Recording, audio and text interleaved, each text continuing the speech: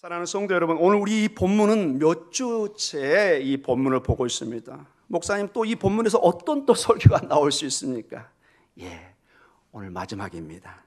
14절에서 15절 말씀을 근거로 오늘 우리가 말씀을 집중적으로 보면서 정말로 군중들이 생각했던 그 선지자, 그 메시아, 그리고 하나님 아버지와 예수님이 당신을 어떻게 생각하고 어떤 예수님을 믿기를 원하셨는가, 이건 매우 중요한 문제입니다. 우리의 주시오, 오직 우리는 예수님의 이름으로 기도하고 우리의 신앙의 가장 중요한 분이 예수님이십니다.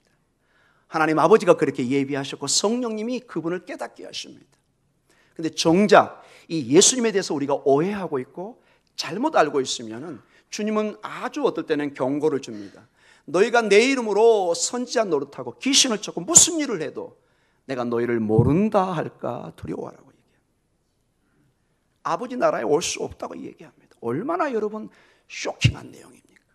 주님의 이름으로 일을 했는데 주님이 나중에 No, 나는 너를 모른다, 네가 믿는 예수님과 나는 다르다, 이렇게 하면은 정말로 우리가 심각한 문제에 직면하는 것입니다. 우리가 믿는 예수님이 어떤 분이신가를 그래서 바로 알아야 됩니다. 이런 본문을 통해서 우리는 다시 한번 2000년 교회 역사에 우리는 어떤 예수님을 믿어왔는지, 앞으로 어떤 예수님을 믿고 우리 후손들에게 전해야 되는지를 명확하게 해야 됩니다. 오늘 그러한 도전의 시간, 그런 믿음의 시간이 될 줄 저는 믿습니다. 아멘. 자, 오늘 요한복음 6장 14절로 본문이 시작됩니다. 같이 한번 읽어볼까요? 요한복음 6장 14절입니다. 그 사람들이 예수께서 행하신 이 표적을 보고 말하되 이는 참으로 세상에 오실 그 선지자라 하더라. 아멘. 자, 오병이의 기적입니다, 여러분. 떡 5개와 물고기 2마리로 상상할 수 없는, 여러분 제가 한 예로 여러분 볼펜으로 한번 고쳐 쓰라고 그랬었죠, 여러분. 예를 들어 10절을 여러분 다시 한번 주목해 보십시오. 10절에 보면 예수께서 이르시되 이 사람들로, 이 여기서 사람들은 남녀노소 아이들 모두를 포함한 그 사람들입니다. 앉게 하라 하시니 그곳에 잔디가 많은지라, 또 무슨 단어가 나오죠? 사람들이 앉으니 수가 5,000명. 이 사람들을 남자들로 고쳐 써놓기 바랍니다. 이게 훨씬 여러분이 본문을 이해하는 데 큰 도움이 될 것입니다. 앞에 있는 사람들과 여기 사람들은 좀 다릅니다. 숫자를 셀 때는 유대 간습에 남자들만 셉니다. 여성들과 아이들은 숫자에서 빠집니다. 그래서 여기서 5,000명은 누구만을 얘기할까요? 장정 남자를 얘기합니다. 그러니 생각해 보십시오. 이게 남자들 장정만 5,000명이니 능히 여성들과 아이들을 합치면 10,000명, 20,000명 가까이 될 수 있다는 걸 충분히 짐작해 볼 수 있습니다. 여러분, 전체 갈릴리라는 것이 하나의 주입니다. 강원도, 경상도, 전라도 이런 식으로 큰 주처럼 생각하셔야 됩니다. 그래서 학자들의 추론에 의하면 한 20만에서 30만 정도가 그 당시 전체에 살고 있었다, 이렇게 생각을 합니다. 근데 갈릴리 호수 주변의 그 지역은 많아봐야 한 2만 명, 3만 명을 넘지 않았어요. 그래서 이 숫자를 우리가 추론하면 집에 있는 모든 사람이 다 나온 것입니다. 다 나와서 이 놀라운 광경을 보고 체험을 하고 있는 것입니다. 여러분, 얼마나 놀라운 일입니까?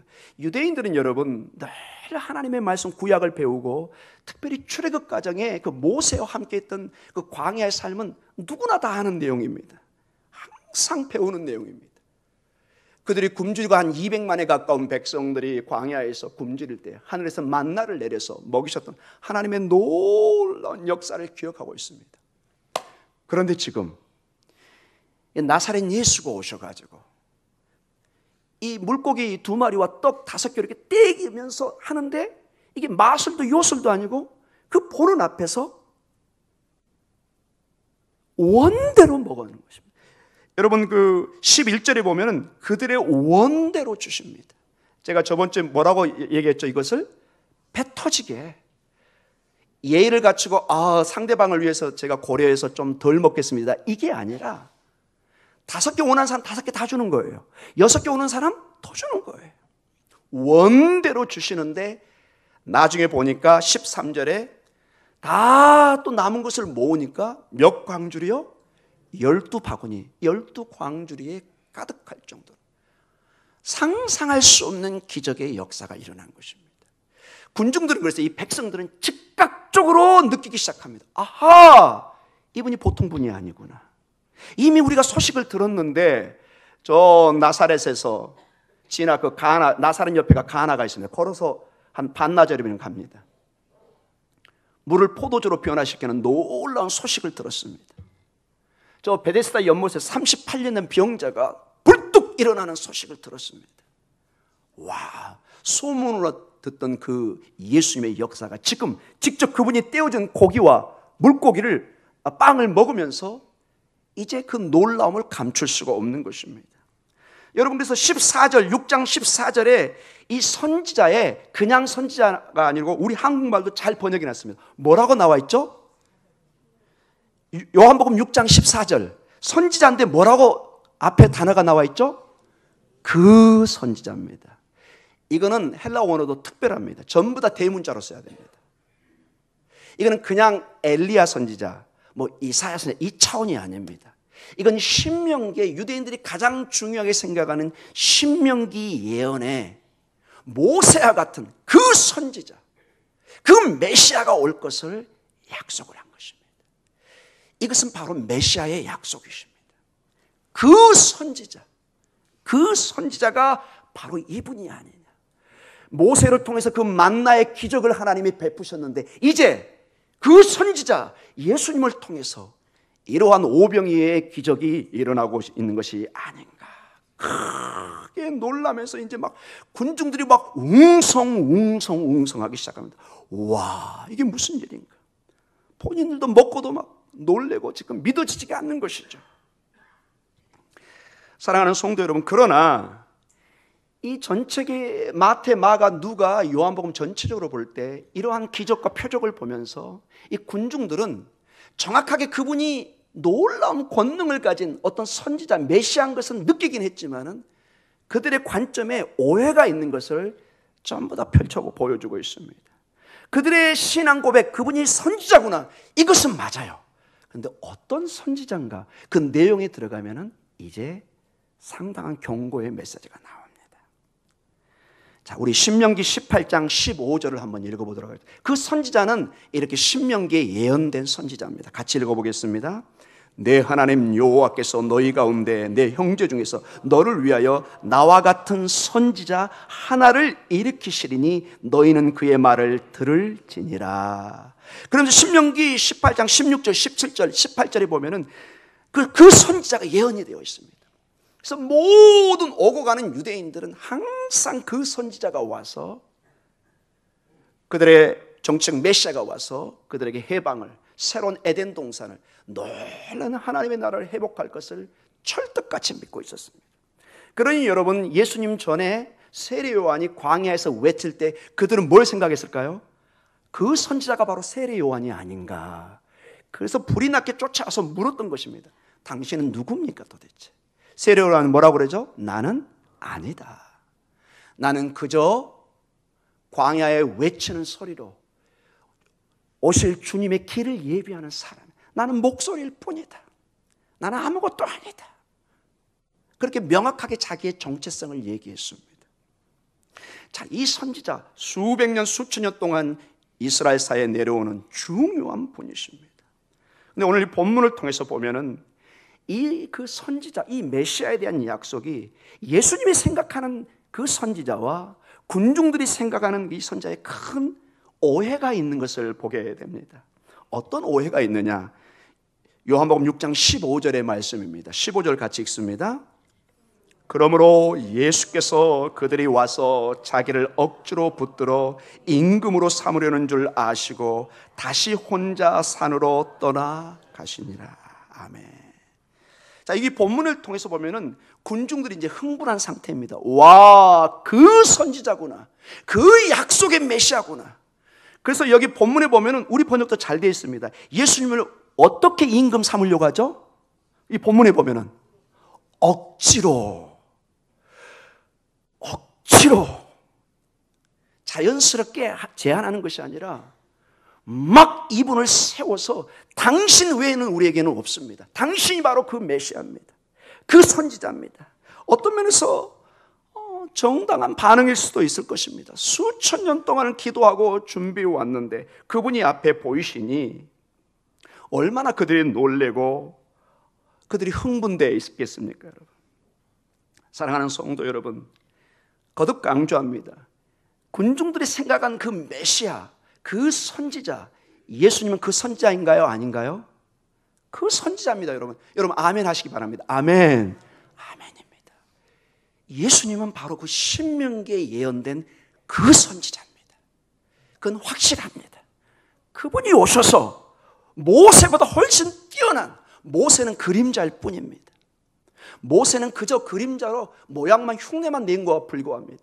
예수님과 비교하면 모세는 사실은 아무것도 아닙니다. 위대한 믿음의 선진이지만은 예수님과 비교해서는 비교 자체가 안 되는 것입니다. 그저 그림자처럼 실체를 가르쳤던 사람입니다. 그런데 오늘 이 본문을 통해서 보면은 군중들이 생각했던 메시아, 이 선지자의 문제가 있는 것을 보게 됩니다. 억지로 어떤 왕을 삼으려고 합니다. 그 당시의 자료나 그 당시의 사상을 보면 우리는 능히 그 군중들, 백성들의 마음을 읽을 수 있습니다. 백성들의 기본적인 이 선지자, 이 메시아 왕에 대해서는 이런 생각이 있습니다. 한마디로 전쟁의 영웅을 기다리고 있었습니다. 어떤 사람이요? 전쟁의 전사, 영웅. 이스라엘 백성을 이끌고 나아가서 로마 제국과 싸워서 승리하고 다시 다윗 왕국을 회복하고 메시아의 왕국을 세우고 새로운 에덴 동산 같은 큰 놀라운 천국을 건설해갈 그러한 늠름한, 그러한 지도력 있는 정치적 힘을 가진, 실제로 군사적인 힘을 가진 그러한 왕을 기도해야 했습니다.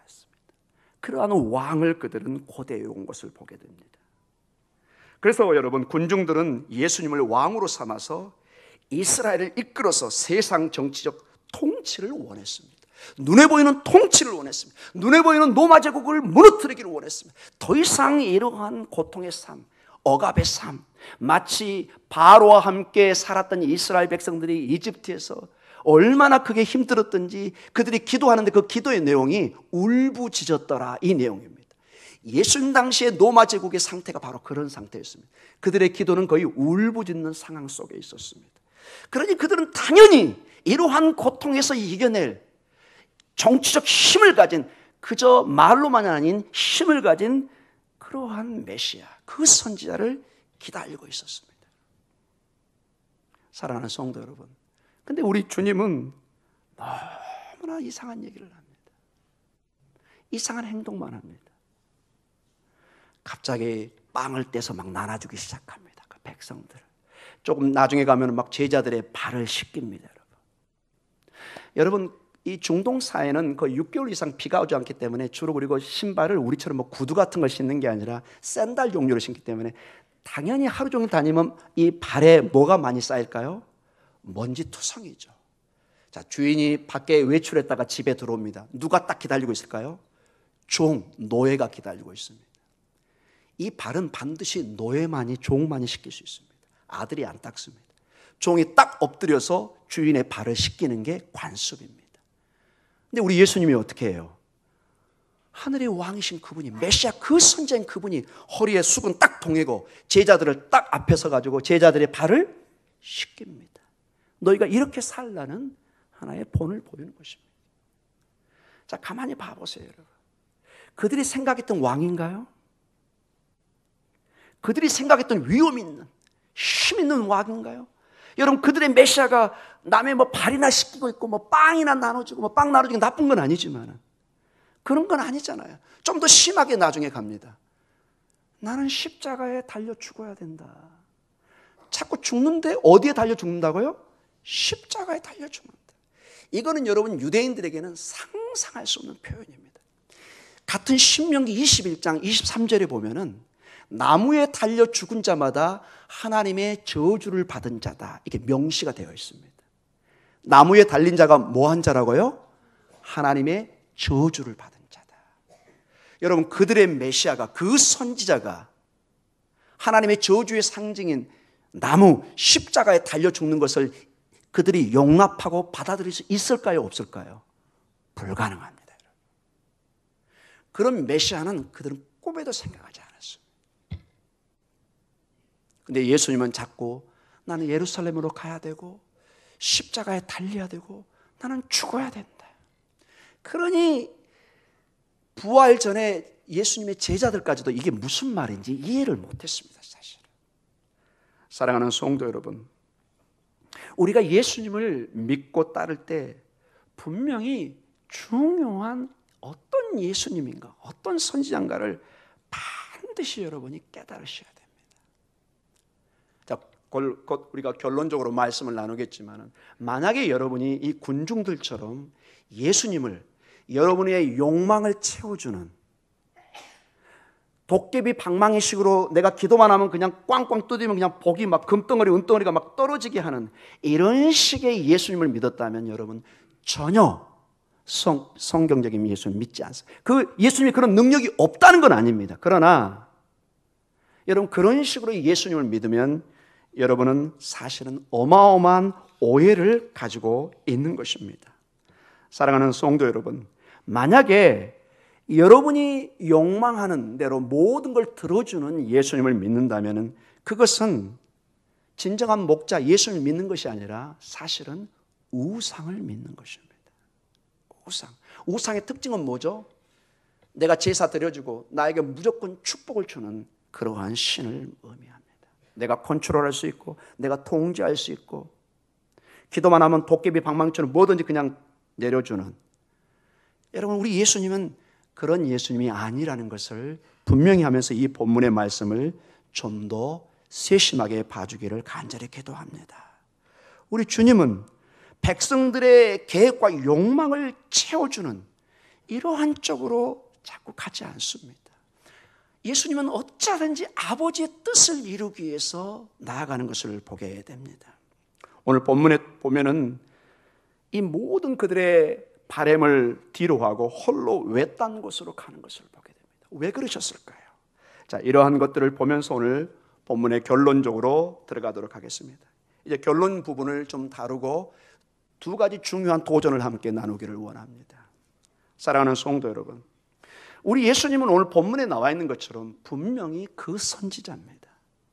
2000년의 교회 역사에 예수님의 삼중직이라는 것을 학교에서 또 2000년 역사에 굉장히 중요하게 다뤘습니다. 이 삼중직이라는 게 뭐냐면은 유대인들 세계에 메시아로 불릴 수 있는 세 가지 직업이 있습니다. 세 가지 기능이 있습니다. 그게 뭐냐? 따라볼까요? 선지자, 제사장, 왕. 이 세 직분은 반드시 감람유, 올리브유를 뿌려서 기름을 부어야 됩니다.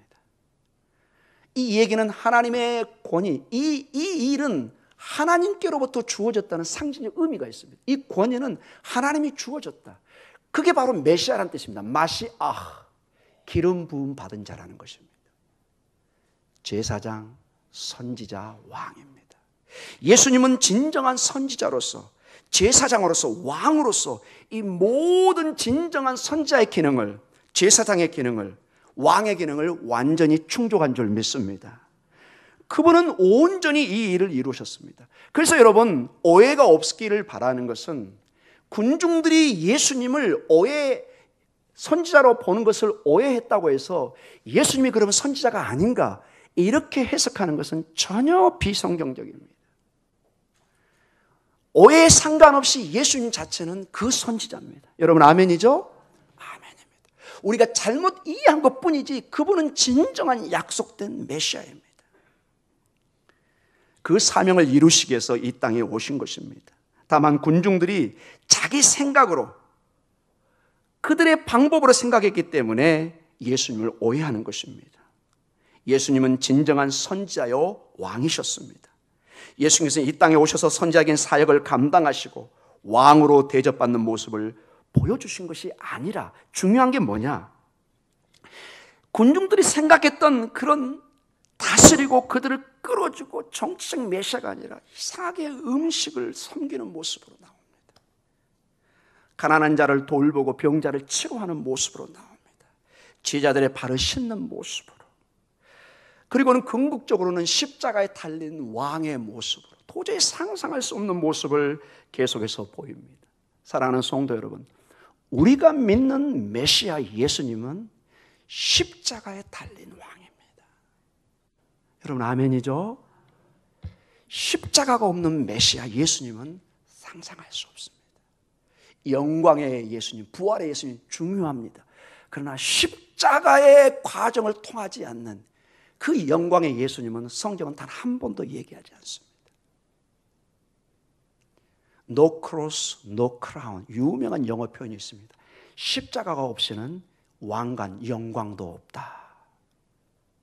사랑하는 성도 여러분, 반드시 십자가를 통한 하나님의 영광, 왕의 통치가 이루어지고 있음을 잊지 마시기 바랍니다. 십자가를 지시고 십자가에 달리셔서 성전 제사의 제물이 되셨습니다. 그리고 휘장이 갈라지고 진정한 제사장직의 모습을 우리에게 보여주셨습니다. 이러한 희생하는 왕의 모습을 통해서 이 모든 것을 선지자들이 예언을 해놨습니다. 이제 올 장차 그 오실 왕은 고난의 종이고 십자가를 지실 것이고 그 저주의 길, 그 저주의 그 나무에 달린 우리가 그 하나님의 저주를 받아 죽어야 되는 우리인데 우리 대신에 주님이 저주를 받고 십자가에 달려서 모든 우리의 죄를 사하셨다. 이것이 가장 중요한 우리의 진리의 고백이고 이 예수님을 우리가 믿는 것입니다. 내 대신 저주를 받으신 주님, 내 대신 십자가에 피 흘린 주님. 여러분 모든 제사는 피 흘림이 있어야 됩니다. 피 흘림이 있어야 제사함을 받습니다. 근데 내 목을 딸 수는 없는 거잖아요, 여러분. 나는 죽으면 끝이잖아요. 예수님이 어린 양처럼 죽으시고 피를 흘리시고 우리를 위해서 구원하신 모습을 우리는 고백하고 또 믿고 나아가는 것입니다.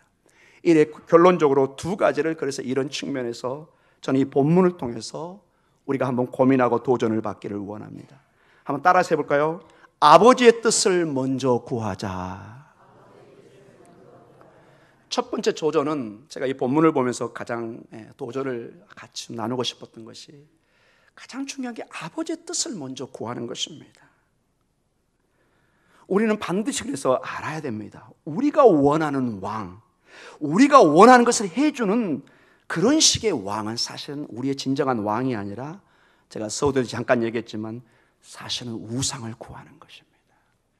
사랑하는 성도 여러분, 우리 예수님은 도깨비 방망이가 아닙니다.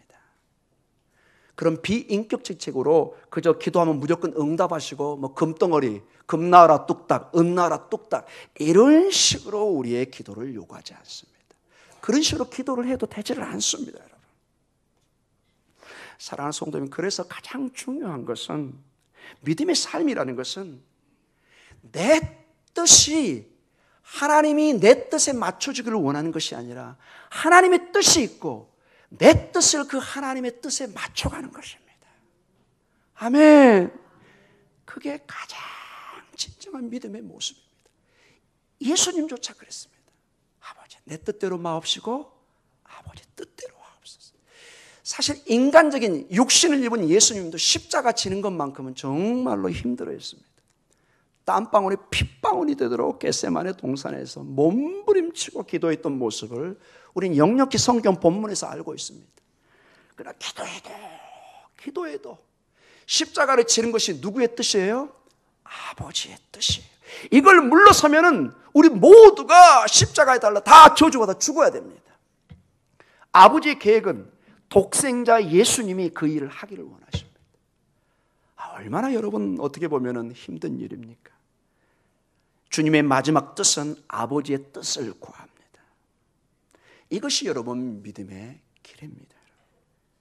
독백이 방망이식으로 나에게 축복해 주면 하나님을 섬기고 나를 축복해 주지 않으면 나는 하나님을 떠나고, 이것은 여러분 불교나 주변의 종교들이 훨씬 더 강합니다. 여러분, 저는 잘 압니다. 여러분, 어떤 타 종교에서는 여러분 10년 15년을 벽을 보면서 수행하는 사람이 한두 사람이 아닙니다. 그들의 영성이나 그 깊이는 제가 도저히 쫓아갈 수도 없는, 상상할 수 없는 깊은 어떤 영적인 세계를 그들은 볼 수 있다고 저는 인정합니다. 그러나 우리는 그러한 식으로, 그러한 믿음으로 우리는 비교할 수가 없습니다. 세상의 방법으로 예수님을 우리가 판단할 수도 없고, 도깨비 방망이식으로 우리가 기도하면 하는 그런 식의 기도는 지금 저기 계룡산, 여기 용왕산, 곳곳에서 지금 그런 기도를 하고 있습니다. 이 교회는 그런 식의 기도를 하나님이 원치 않는다는 것입니다. 정말로 주님이 원하는 것은 주기도문에 나와 있습니다. 아버지요, 아버지의 뜻이 하늘에서 이루어진 것처럼 그 아버지의 뜻이 이 땅에 이루어지게 하소서. 아버지요, 아버지의 뜻이 하늘에서 이루어진 것처럼 나에게, 내 가정에, 내 자식에게 이루어주게 하여 주시옵소서. 아버지의 뜻입니다. 만약에 내 뜻이 이루어지면 그건 내 욕망입니다. 내 쾌락입니다. 그 길은 마지막은 멸망입니다. 그러나 아버지의 뜻은 지금은 힘들고 십자가처럼 보이고 어려워 보이지만 그 끝은 생명의 영원한 의의 면류관인 줄 믿습니다. 생명입니다. 영원한 것입니다. 바라기는 아버지의 뜻이 하늘에서 이루어진 것처럼 우리 목동중앙교회 여러분의 삶에 이루어지기를 간절히 기도합니다. 예수님을 억지로 우리의 왕으로 삼는 것이 아니라 이 본문에 나와 있는 것처럼, 여러분, 예수님은 우리가 왕으로 세우든 안 세우든 이미 왕이십니다. 이미 그분은 하나님의 아들이시고 하나님이세요. 우리의 믿음에 상관없이 그분은 이미 하나님이시고 왕이세요. 결론은 뭐냐? 내가 억지로 그분을 왕으로 세우는 것이 아니라 이미 왕이신 그분에게 내가 엎드리는 것입니다. 내가 순종하는 것입니다. 여러분, 고대 세계에 내가 신하들이 왕을 명령할 수는 없습니다. 왕이 신하들에게 명령을 하는 것입니다. 왕의 뜻을 신하들이 받드는 것입니다. 아버지의 뜻을 그의 백성들이 받드는 것입니다. 예수님의 뜻을 교회가 받드는 것입니다. 아멘. 이 순서를 바꾸면 그 순간부터 교회는 교회가 아닙니다. 이 순서를 바꿔버리면 우리는 구원도 장담할 수 없습니다. 아무리 순서를 바꿔서 주여주여하고 선지자 노릇하고 기적을 행해도 나중에 주님의 나는 널 모른다. 네 교회하고 나하고 무슨 상관이 있느냐. 여러분, 계시록의 그 7교회 가운데 2교회만 빼놓고 전부 다 야단을 맞았습니다. 아버지의 뜻을 어겼기 때문에 그렇습니다. 가장 중요한 것이 아버지의 뜻에 순종하는 것입니다. 바라기는 여러분의 삶과 우리 목동중앙교회 가장 중요한 관심은 아버지의 뜻이 어디에 있는지, 아버지가 무엇을 기뻐하는지 어떻게 알 수 있죠? 성경을 보면 나와 있습니다. 두 번째로 저는 여러분과 이거는 정말로 도전을 받기를 원합니다. 같이 한번 따라해 볼까요? 홀로 기도의 시간을 가지자. 정말로 이거는 좀 중요합니다. 왜 중요하냐? 오늘 15절 본문을 다시 한번 읽도록 하겠습니다. 요한복음 6장 15절입니다. 같이 읽습니다. 그러므로 예수께서 그들이 와서 자기를 억지로 붙들어 임금으로 삼으려는 줄 아시고 다시 혼자 산으로 떠나가시니라. 아멘. 떠나가십니다. 혼자. 제자들도 그 많은 사람들이 절대 못 따라오게 합니다. 여러분, 한번 생각해 보십시오. 지금 군중들이 원하는 것은 강력한 아주 유명한 왕이 되기를 원합니다. 여러분, 인간적으로 이게 얼마나 유혹적인 제안입니까?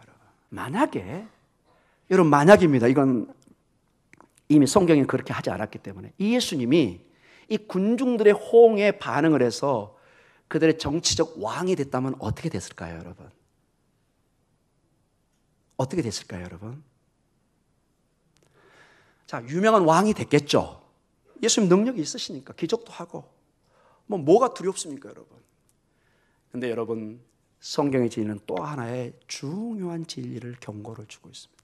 만약에 예수님이 이런 인간적인 욕심에 같이 부합을 해가지고 정치적 메시아가 됐으면 예수님은 누구의 뜻을 거스리는 거예요? 아버지의 뜻을 거스리고, 아버지의 뜻은 예수님이 이런 작은 정치적 왕이 아니라 우주의 왕, 하나님 나라의 왕이 되기를 원하십니다. 영원한 나라의 새하늘과 새 땅의 왕이 되기를 원하십니다.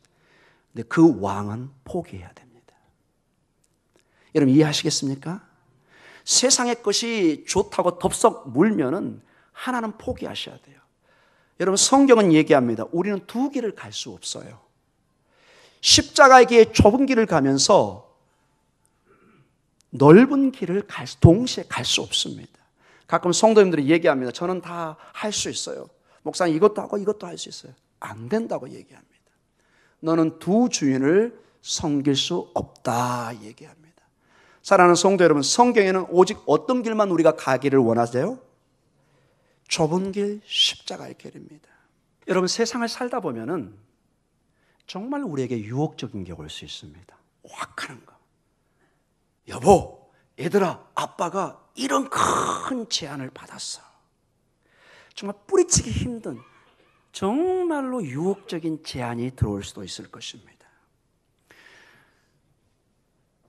자, 그런 걸 가정하고 한번 어떤 목사님이 이걸 적어놔서 제가 한번 이걸 가져와 봤습니다. 굉장히 시사성이 큽니다. 만약에 여러분, 어떤 큰 여러분에게, 여러분의 남편에게, 자녀에게 뿌리치기 힘든 어떤 자리, 어떤 것이 주어졌을 때 이것을 좀 판단해 보시기 바랍니다. 이 본문을 통해서. 그 자리가, 그 일이 만약에 가족을 멀리하게 한다면 여러분 그 일을 심사숙고하시기 바랍니다. 그 일을 통해서 가족이 더 행복해지고 하나 되고 축복을 받아야 하는데 그 일을 함으로 말미암아 가족이 찢어지게 되고 고통 속에 있고 가족을 멀리하게 하는 일이라면 여러분 심각하게 고려하시게 바랍니다. 둘째로, 그 일이 교회를 멀리하게 하고 예배를 멀리하게 하고 하나님을 멀리하게 하는 일이라면 단호하게 끊을 믿음을 가지시기 바랍니다. 그것은 마치 세상의 어떤 로또처럼 잘못해서 여러분을 영원히 하나님과 관계를 끊어버릴 수도 있습니다. 여러분이 나중에 돌이키려면 이미 때가 늦을 수도 있습니다.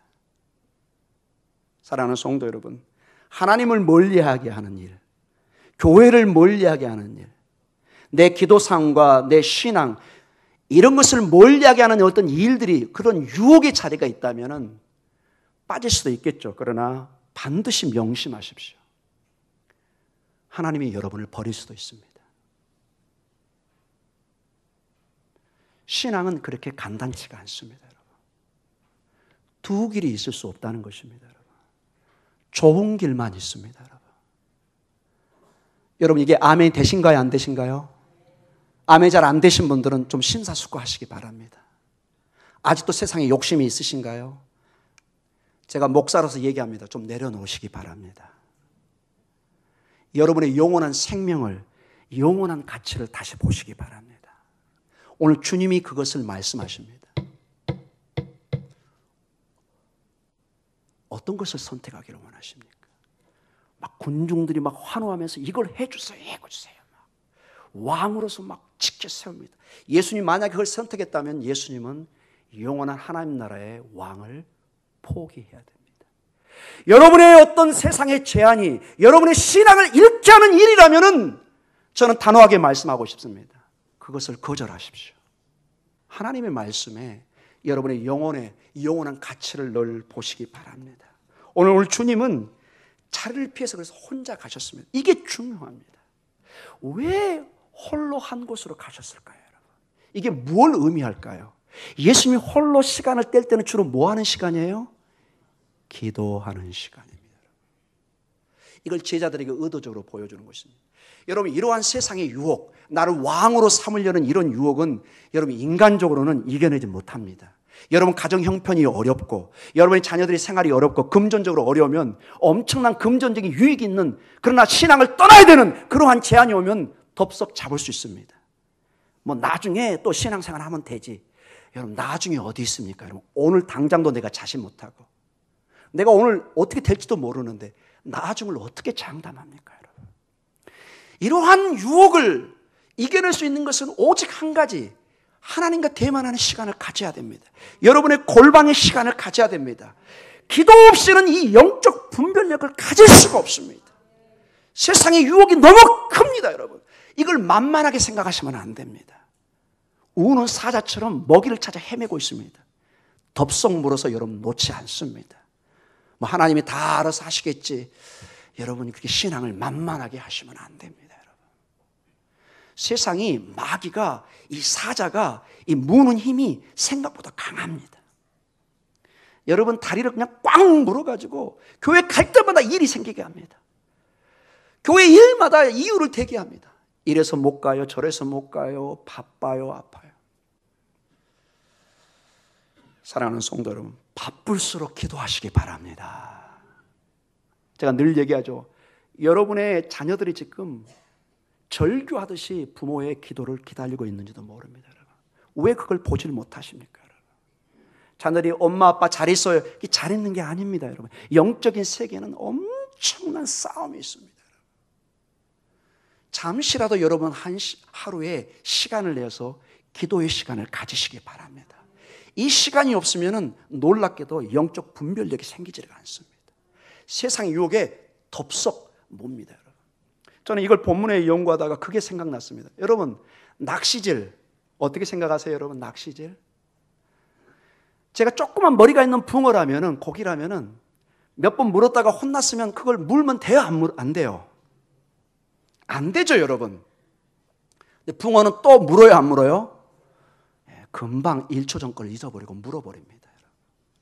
기도하지 않으면 여러분 뭅니다. 하지 말라고 아무리 경고해도 그게 너무 유혹이 큽니다. 앞에서 살랑살랑 움직이는 그 고기 같은 그게 너무나 유혹적입니다. 에이 뭐 한번 물고 말지. 영혼이 죽을 수 있습니다. 여러분. 사랑하는 성도 여러분, 오늘 제 설교가 좀 강할 수 있었을 것입니다. 여러분 그랬다면 여러분 좀 편하게 들으시기 바랍니다. 그러나 때로는 여러분 병원에 가서 지금 말기, 3기, 4기 죽어가는 환자, 칼을 대지 않으면 죽는 그 사람을 괜찮아요. 약으로 치료할 수 있어요. 내일 오세요. 다음에 한번 기회를 보죠. 이거는 돌팔이 의사입니다. 그런 병원 가면 절대로 안 됩니다. 죽어가는 사람은 칼을 대야 되면 비록 고통이고 피를 흘리고 아프지만 칼을 대야 돼요? 안 대야 돼요? 대야 되는 것입니다. 여러분 하나님의 말씀은 무조건 아멘으로 들으시기 바랍니다. 이 하나님의 말씀이 아멘이 안 되면 여러분 어떤 곳에 가서도 희망이 없는 것입니다. 사랑하는 성도 여러분, 하나님의 말씀만이 우리에게 영원한 소망을, 희망을 줍니다. 풀은 마르고 꽃은 집니다. 세상의 영화는 언젠가는 사그라듭니다. 여호와의 말씀만이 영원히 견고히 서 있습니다. 하나님만이 우리에게 영원한 생명을 주십니다. 마귀는 그걸 못 보도록 자꾸 세상 것을 보여줍니다. 여기 이거 있다. 여기 있다. 사랑하는 성도 여러분, 믿음의 눈으로 하나님의 영원한 보석을, 영원한 상급을 바라보면서 오늘도 믿음으로 승리해가는 여러분의 삶이 되시길 주의 이름으로 축원합니다. 우리 기도하겠습니다.